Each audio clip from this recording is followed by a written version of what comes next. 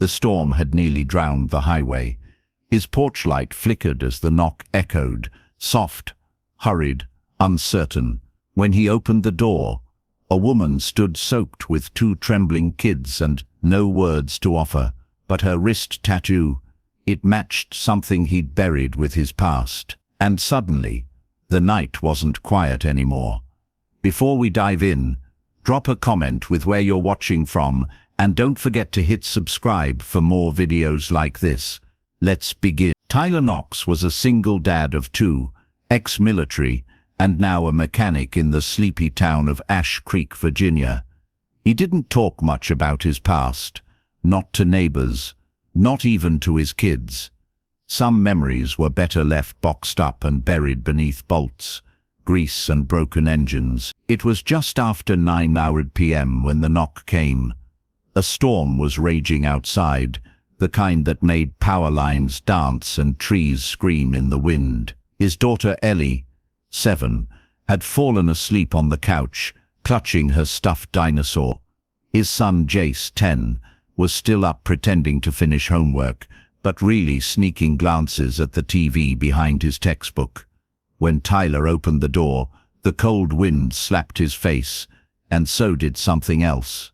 There she stood, a woman in her late 20s or early 30s, drenched, breathless, holding the hand of a small boy with hollow eyes and a shivering girl pressed to her side. Her lips trembled. "I'm sorry, I didn't know where else to go. My car broke down 2 miles back. We've been walking, please, just for the night." Tyler's instincts kicked in. He scanned the road behind her, checked her stance. No visible threats, no weapon, but his eyes locked on one thing: the ink. A partially visible tattoo on the inside of her wrist. Black, circular, 3 arrows intersecting, with a faint scorch mark around it. He knew it too well. He hadn't seen that mark in over a decade. Not since Project Ashfall, a secret military operation so off books it barely existed in records. The emblem wasn't public. Couldn't be, unless she had been involved, or was running from someone who was. He didn't say a word, just stepped aside. "You and the kids can stay. There's a guest room, towels. I'll bring blankets." The little boy gave a quiet, grateful nod. The girl tried to smile, and the woman whispered, "Thank you," like it was her first kindness in weeks. Tyler didn't ask questions yet, but his mind had already shifted gears. He wasn't just offering shelter anymore. He was inviting danger back into his home, and this time his kids were in it. Tyler watched her from the kitchen doorway as she helped her children into dry clothes. The kids, quiet, polite, too silent for their age, moved like they were used to hiding, used to danger. He recognized the signs, trauma in miniature form. The woman's name, she finally said, was Ava, just Ava. No last name, no details, nothing about where she was coming from or where she was headed. Her voice was low, weary, the kind forged in fire. But when she tucked her kids into bed, gently, with practiced care, Tyler saw something raw in her, a wounded strength. She sat at the edge of the guest room later that night, sipping the hot tea he'd offered. "You served?" she asked softly, not looking up. Tyler didn't flinch. "A while ago, infantry, then black recon." Ava blinked slowly, almost imperceptibly. "What unit?" He didn't answer. Instead he asked, "That mark on your wrist, where'd you get it?" Her eyes lifted, sharper now. She didn't try to hide the tattoo anymore. She rolled her sleeve up deliberately. "You already know." Tyler nodded slowly. "Ashfall protocol." She exhaled like she'd been holding her breath for years. "I didn't think anyone remembered that name." "I tried not to," he said. "But you don't forget when your team disappears and the government buries it all." She laughed bitterly, the sound small and broken. "You think they buried it? No, they evolved it, changed the mission, then turned on their own." Tyler leaned back. "Why come here?" Ava didn't answer immediately. Instead, she stared at the ceiling fan slowly turning above. "My husband was one of them. After Ashfall fell apart, didn't. He stayed, became something else. He started hunting survivors. He said we were a liability, threats to national stability. And you? Tyler asked. I ran. Tyler's jaw tightened. With your kids? Ava nodded, her hands gripping the mug. He was going to train them, start again, use them like tools, like we were. The silence between them thickened, like fog. And now he's chasing you, Tyler said. He never stops, Ava replied. Tyler stood, walked to the window, and peeked through the curtain. Rain hammered the ground. No cars, no shadows. I can handle a storm, he said. But if you brought a war here? Ava stood too, suddenly firm. I'll leave in the morning. No, Tyler said. You're not walking out of here with those kids into that. Why not? Because I've got two of my own. And if someone came for them the way he's coming for you, Tyler turned, his voice hard. I'd burn the world down. Ava stared at him for a long beat, then barely audible. She whispered, that's what scares me. I already did. The porch light flickered again. Outside, a black SUV crept down the flooded road and stopped half a mile away. Its lights didn't go off. Its engine didn't die, and Tyler knew this night wasn't over. Not by a long shot. The storm hadn't let up, but neither had the SUV's engine. It sat there, half submerged in rain, a black silhouette, just visible through Tyler's front window. It didn't move. No door opened. No lights flashed. It just watched. Tyler's mind shifted into soldier mode.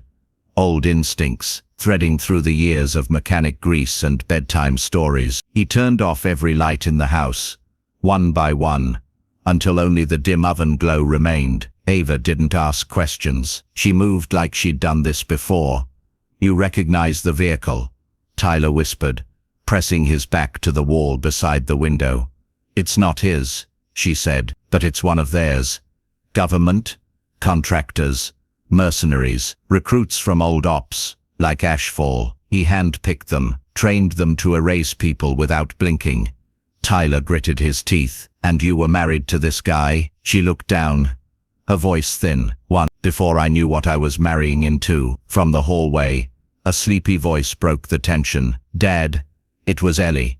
Tyler turned, immediately crouching to meet her eyes. Hey, sweet pea. Just a little power issue. Go back to bed, okay? She rubbed her eyes. Who's the lady? Just someone who needs a safe place, like we'd want if it were us. Ellie nodded. She didn't argue. She trusted him. But Ava's eyes had filled with something he hadn't seen yet. Guilt. They shouldn't be part of this, she said, her voice nearly cracking. Your kid, your home. I shouldn't have knocked. You did, Tyler interrupted, firm, and I opened the door. That makes it our problem now, not just yours. For a moment, neither of them spoke. Then Tyler stood, crossed to the closet, and pulled out a long, hard case, wrapped in cloth. Ava's breath caught when she saw him open it. Inside lay a disassembled Mark V tactical rifle, clean, oiled, sleek. You kept it? She asked. Tyler's jaw was tight. Didn't think I'd need it again. Guess I was wrong. He handed her a 9mm Glock from the side pocket. You know how to use it. She checked the chamber and loaded it in one fluid motion. Do you? He smirked. You ever play dead in a sandstorm, with 6 insurgents walking right over your spine? Ava cracked a smile. Just barely. Tyler peeked through the curtain again. The SUV was gone. His breath slowed, then stopped completely. Ava moved beside him. Where is it? Tyler scanned the tree line, eyes sharp. The driveway was empty, but the air felt wrong. The stillness wasn't still. It was waiting. Then, a creak on the back porch, a single tap at the kitchen door, followed by a voice, low and oily. Mrs. Voss, you forgot to leave a forwarding address. Ava froze. Tyler didn't. He spun, grabbed her shoulder, and pulled her backward down the hall. Go to the basement. Grab my kids. Lock the storm hatch. Don't open it unless it's me. I'm not leaving you up here alone, she hissed. You're not. You're protecting my kids. Same way I'm protecting yours. Their eyes locked. Two people pulled from separate nightmares and stitched into the same war. Then she ran. Tyler turned off the oven light, then slowly stepped into the shadows. Another knock. Harder. "I've got orders, Ty," came the voice again. "You give her up, we walk away." Simple. He recognized that voice now. Sharp. Commanding. It belonged to Vaughn Reeves, ex-Ashfall strike leader, the same man who once saved Tyler's life by shooting 3 enemies through a wall with his eyes closed. Now he was on the other side of the door, and he wanted Ava. "I know you're in there, brother," Vaughn said softer now, "and I know you've got kids. Don't make me be the bad guy." Tyler leaned his forehead to the doorframe and whispered, "You already are." Then, without waiting, he pulled the breaker. The house went dark.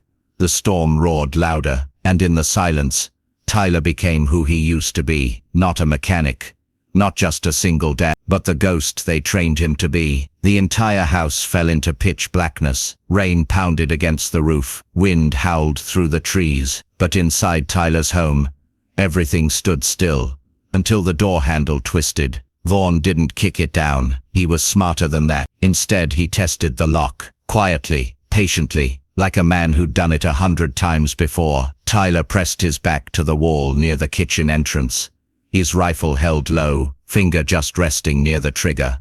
He knew Vaughn. Vaughn knew him.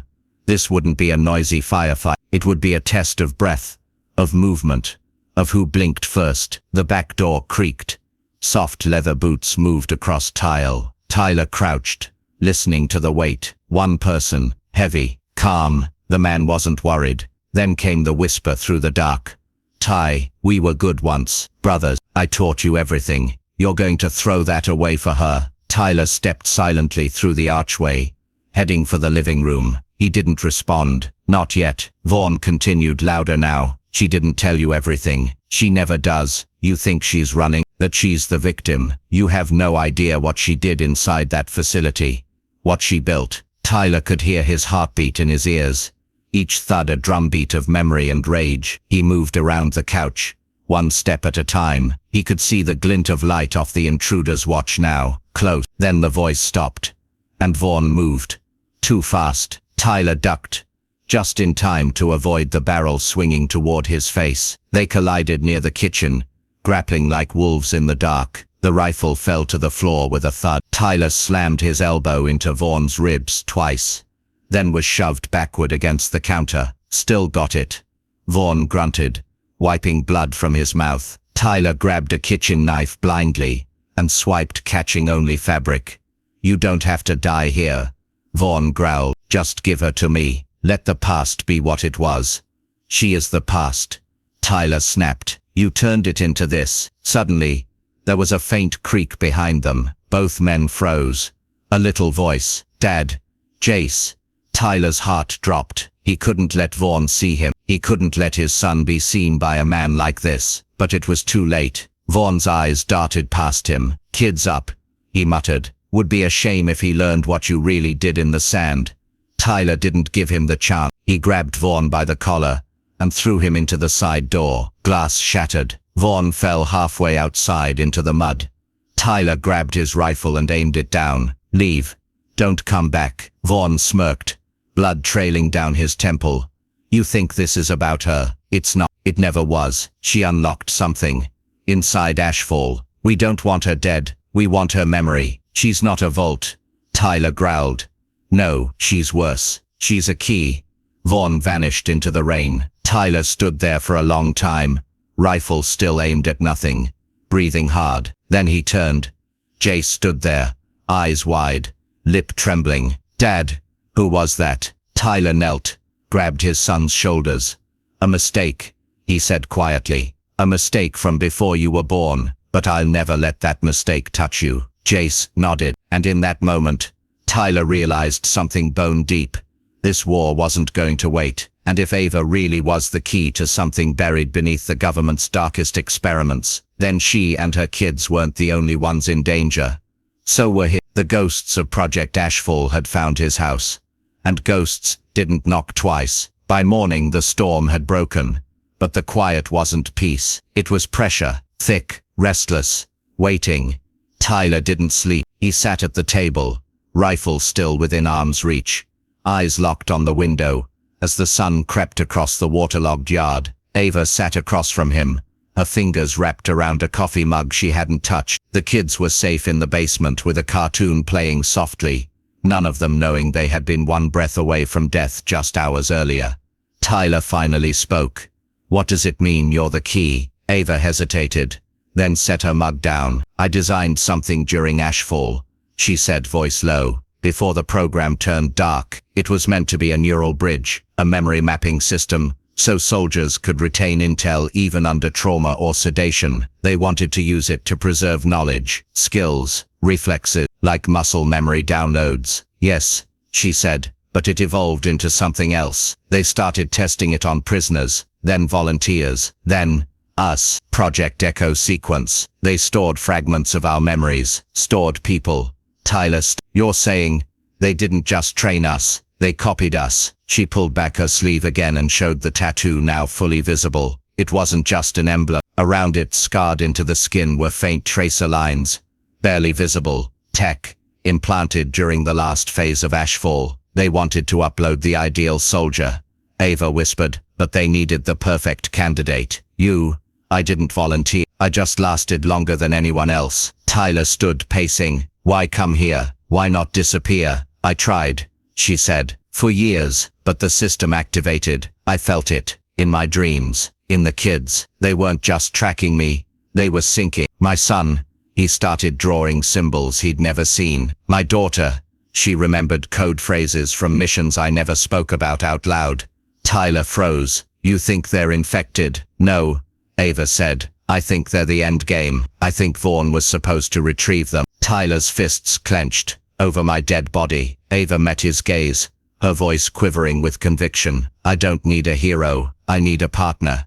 He nodded slowly. "Then let's finish what they started." By evening, Tyler had loaded every weapon from his attic into the trunk of his truck. He showed Ava the passage that led from the root cellar to the hills behind his property, an escape route he'd built years ago, just in case. The kids were packed, blankets, canned food. Ava kissed their foreheads like it might be the last time. And Tyler, he stood on the front porch again, just like the night she arrived. Only this time, he wasn't opening the door, he was waiting. The black SUV returned at 9:47 p.m., but this time it wasn't alone. 3 vehicles, tinted windows, no license plates. Vaughn stepped out first, dressed in combat gear, sidearm holstered like he didn't need it. Tyler stepped forward, unarmed. "You really want to do this in front of my house?" he called. "I want to do it in your memories," Vaughn replied. Behind Tyler, Ava stood at the doorway, holding something. Not a weapon, a small black drive. "The bridge," she called. "The real one, the original. You want this?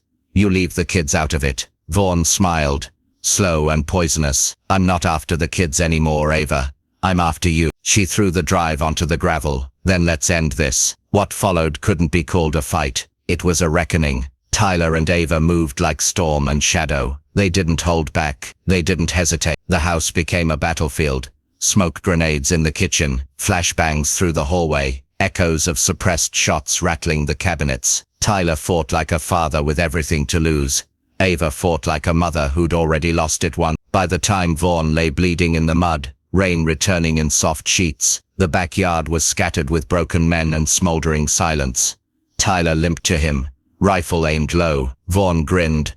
"Bloody, you think you won? I don't need to," Tyler said. "I just need you gone." Vaughn coughed. "You'll never shut it down. There's more of me." Tyler looked back toward the porch where Ava stood, her kids wrapped around her knees watching in silence. Then he whispered, "No, there's more of us." Epilogue. 2 months later, the house was quiet again. Repairs were done. Kids were laughing. Ava had new papers, new name. Her kids enrolled in school under fake IDs. Tyler returned to fixing engines, but beneath his garage floor, buried in a lead-lined box, was the memory drive she'd almost sacrificed her life to protect. He'd never look at it, but he'd never throw it away. Some memories were meant to be buried. Others were meant to protect the living. And in a quiet house at the edge of Virginia, that's exactly what they did.